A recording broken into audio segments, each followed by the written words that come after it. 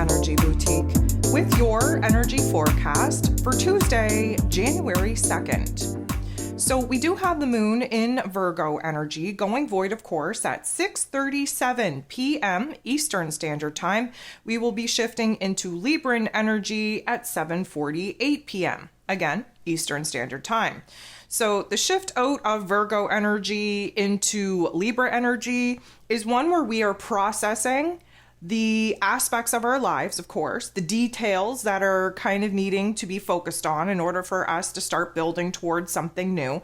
But the Libra energy, of course, wants to balance the scales. And that means that we have to kind of reprocess, sort out the good from the bad, the old from the new, what we're taking with us, what we're leaving behind, and attempt to bring those scales into balance. But for the majority of the day, we are going to be in this Virgo energy. And of course, the Virgo energy is helping us to fix, heal, repair certain situations that, of course, are out of whack. And we do so by focusing in on the smaller details, the details of our perspective, of our inner dialogue, of our actions, of our emotions, and of our physical realm. The details, the smaller details that are needed to be put in a row in order for us to paint the bigger, broader picture. So we're definitely going to be piecing some things together here today. There are 8 different aspects taking place here today. All of the aspects involve the moon, which means that this is an official moon day. This is a emotional refinement kind of day, getting us very grounded, very logical, very practical with what it is that we have to tackle in the here and now, wrapping up the loose ends that we currently have kind of weighing over our headspace, in order to clean the slate for us to be able to start building towards something new. Of course, we're still acclimatizing to Mercury, who is now direct in the Sag energy. We have a lot of energy really supporting us to have a bigger, broader mindset, more positive mood and attitude. And although we may be challenged in certain areas of the day with certain aspects to keep that particular positive mindset, the challenges are definitely going to illuminate where it is that we are currently struggling and the areas that we have to pour a little bit more time, energy, and attention into. So we kick things off with the moon in Virgo energy, making a not so great interaction with Jupiter. Jupiter is the planet of growth, expansion, beliefs, abundance, and blessings. He's now direct in this Taurus energy. So we have some earth on earth action here, but it's creating a little bit of tension, a little bit of conflict, mostly because Jupiter wants us to grow, to expand upon our comfort zone, on what it is that we've learned, creating new opportunities for ourselves. Albeit in this Taurus energy, it's a very low and slow process. However, the moon in Virgo energy doesn't really want to think about the bigger, greater, grander picture. We have to focus in on the details that make up that greater, grander whole. So emotionally speaking, we don't feel like our ducks are in a row. We don't feel well equipped, well prepared to go out into the world right now to even know what direction that may even look like to create the kind of opportunities that Jupiter is wanting us to create. The moon is then going to make a tough aspect with the North Node in Aries energy. That is our soul path. That's the point in which we need to get on to reach our soul's mission, our soul's potential.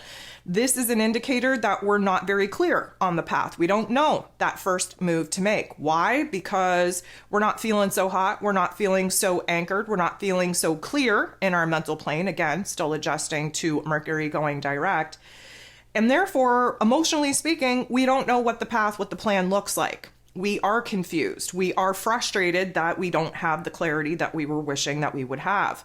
And of course, things are going to really come into a tension and conflict point because the moon in Virgo is going to square off, creating tension and conflict with Mercury, ruler of the mental plane, ruler of information communication, how it is that we express ourselves, who is just stationing direct. 22 degrees, 11 minutes in Sag energy. This is our heart space, the moon, our head space, Mercury, not being on the same page. Especially Virgo energy and Sag energy, they don't really do well together. They pick at each other. They try to trigger each other into a debate. Virgo energy wants to base on everything on what it is that we know, the data, the statistics, the facts. The Sag energy wants us to kind of push past those particular details and really explore what it is that we want to believe in, what it is that we need to kind of test the theory of. The matter of facts don't really matter as far as the meaning behind the facts.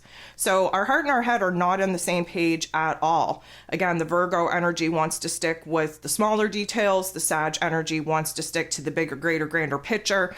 We have to find the happy medium, the balancing point between these two particular energies. The moon in Virgo is then going to make a positive interaction with Venus. Venus, the goddess of love, beauty, worth, pleasure, and money, also in this Sag energy. Now, this is a positive interaction, which means that we are kind of coming to a decision point, a choice point, being very certain of what it is that we want, need, and desire, especially where our personal relationship dynamics are concerned and our monetary budgets, our financial goals are concerned as well. We're recognizing new needs, new passions, new desires. Venus, of course, pushing the boundaries of her comfort zone, willing to open up her heart space to try new things in order to achieve new goals. We can get on board with this. Emotionally speaking, we are taking what it is that we have decided in our heart space that we want to pursue. And the moon in Virgo is trying to break those big pictures down into manageable pieces that we can actually control, that we can actually achieve. The moon is going to directly oppose Neptune, though. Of course, Neptune is over there in his rulership in Pisces energy, Virgo, Pisces energy. They sit across from each other in the zodiac wheel. They represent the axis of healing. Virgo energy wants to fix, heal, and repair the physical realm, the physical body, the mental plane. The Pisces energy wants to fix, heal, and repair our emotions, our spiritual selves. Because this is a little bit of a clash, we're definitely going to be distracted, have a hard time focusing, probably be overwhelmed at some point with all the different thoughts, all the different emotions, all the different variables, if you will. We want to avoid checking out and kind of, tapping into the whole escapism that Neptune in Pisces normally represents. We want to be grounded. We want to be rooted. We want to be anchored in our physical bodies, as uncomfortable as it may get sometimes, because that is how we are going to create. We are in a brand new year. We have to step into our creator energy. We have to kind of blend our spiritual selves, Neptune and Pisces energy, with our materialistic, human, egoic selves, Virgo energy. So the moon is going to then get into the boxing ring, fight it out, kind of create some tension and conflict with Mars. Mars is the god of war. He rules over our physical energy, our drive, our passion, our desires. He is also in this Sag energy, nearing the final degrees of Sag, preparing to move into Capricorn energy on the 4th. And this particular interaction is definitely going to highlight some distraction. This is going to highlight restlessness, impatience, frustration, irritability. We feel stressed out. We feel a little bit crazy and chaotic. We feel the pressure to get our shit together, to get our ducks in a row, to get things done. And it's just not helping because we don't have the focus. Again, that earlier interaction with Neptune, we're not focused on the details. We're kind of blurry. We're seeing, things ebb and flow. We're having a hard time concentrating on one thing. We're kind of all over the place. So this is definitely going to exasperate that particular element of confusion. The moon is then going to trine, beautiful interaction, with Pluto, the great transformer himself, who is in this Capricorn energy. This is a beautiful interaction. We have Earth on Earth here.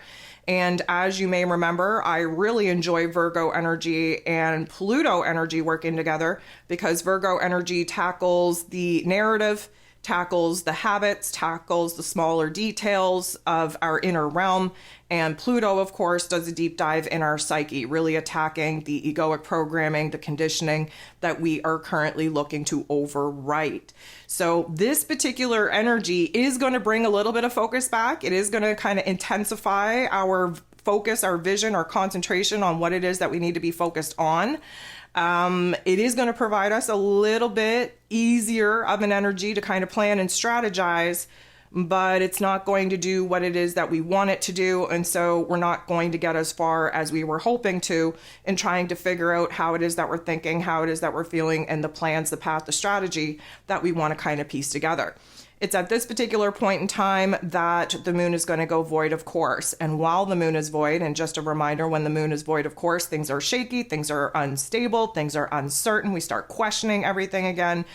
And when this is happening, we actually have the moon in Virgo making a positive interaction with Jupiter, the planet of growth, expansion, beliefs, abundance, and blessing. So what this tells us is that somehow we are kind of receiving a couple more puzzle pieces. We are kind of seeing where the dots are connecting.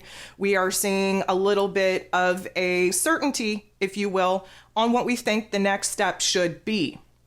Granted, we are not taking any steps, but we've been percolating on the best path, plan, and strategy. And this, for some reason, is giving us a puzzle piece on what that next move should be. So this is the last aspect of the day. The moon, again, will shift into that Libran energy at 7:48 p.m. Eastern Standard Time, but we have no more interactions for the rest of the day. So it's going to be a very interesting dream state, I would say. Pay attention to your dream state this evening, especially when we have a lack of aspects and energy taking place. It means that many of us may be sleeping very well, very deep this evening. So pay attention to that dreamscape, pay attention to the patterns and behaviors that are popping up in your dreamscape, because it can be very cryptic.